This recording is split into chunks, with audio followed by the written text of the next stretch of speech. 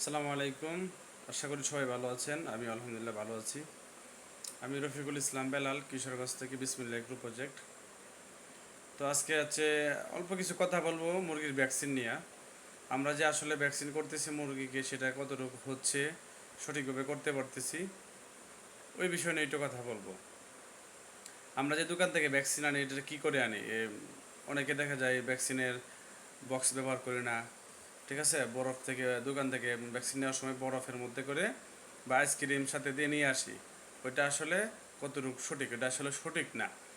তারপর হচ্ছে দেখা গেছে আমরা ভ্যাকসিন করার সময়, ভ্যাকসিন করার পরে ওই যে ভ্যাকসিনের যে শিশিটা থাকে, ওইটা আমরা আসলে খামারের আশেপাশে এমনি ফেলে দিই হাত দিয়া। তো ওইটা আসলে ভুল পদ্ধতি, ওইটা ঠিক না। ওইটা করার কারণে আমাদের বিশাল ক্ষয়ক্ষতি হইতে পারে খামারে। তারপর হচ্ছে ভ্যাকসিন আনার পরে অনেকেই ডিপে রাখি ফ্রিজের, ওইটাও ঠিক না। এরপর হচ্ছে ভ্যাকসিন আমরা কতক্ষণ করতে পারি, ভ্যাকসিন করার আগে ও পরে আমরা কি ব্যবহার করব। ভ্যাকসিন করার আগে ও পরে আমরা ভিটামিন বা লাইসোবিট ব্যবহার করতে পারি। আর ভ্যাকসিনটা কতক্ষণ ব্যবহার করা যায়, খাওয়াই দিলে বা এই ভ্যাকসিনটা চোখে দিলে কতক্ষণ করা যায়।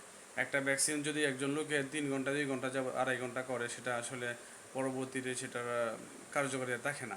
একটা ভ্যাকসিন সর্বোচ্চ 1.5 থেকে 2 ঘন্টার ভিতরে ব্যবহার করতে হয়, সেই দিকে খেয়াল রাখতে হবে।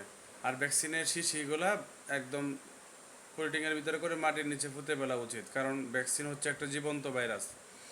আমরা যেমন ভাইরাসের জন্য ভ্যাকসিন ব্যবহার করি, আর ভ্যাকসিনটা হচ্ছে একটা জীবন্ত ভাইরাস। সেই জন্য ওই জীবন্ত ভাইরাসটা যেন খামারের আশেপাশে না থাকে, সেই জন্য সেটা মাটির নিচে পুঁতে ফেলতে হবে।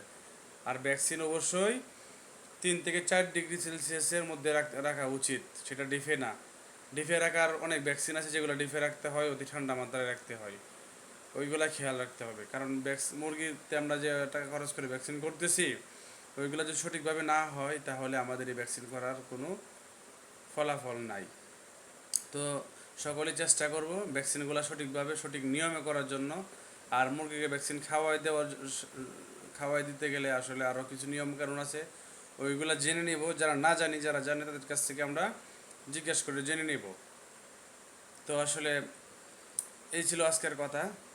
সবাই সতর্কভাবে মুরগির ভ্যাকসিন করব এবং খামার খেয়াল রাখবো।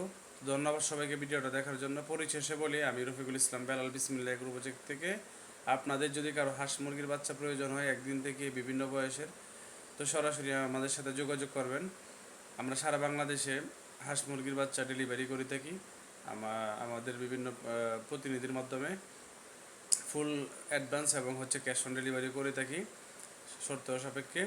আমার লোকেশন হচ্ছে আদু মাস্টার বাজার, হুসেনপুর কিশোরগঞ্জ মাঝামাঝি আদু মাস্টার বাজার থেকে দক্ষিণ পাশে 500 গজ দক্ষিণ পাশে আমাদের খামার, আমার নিজের বাড়ি এবং হচ্ছে হ্যাচারি ওইখানেই।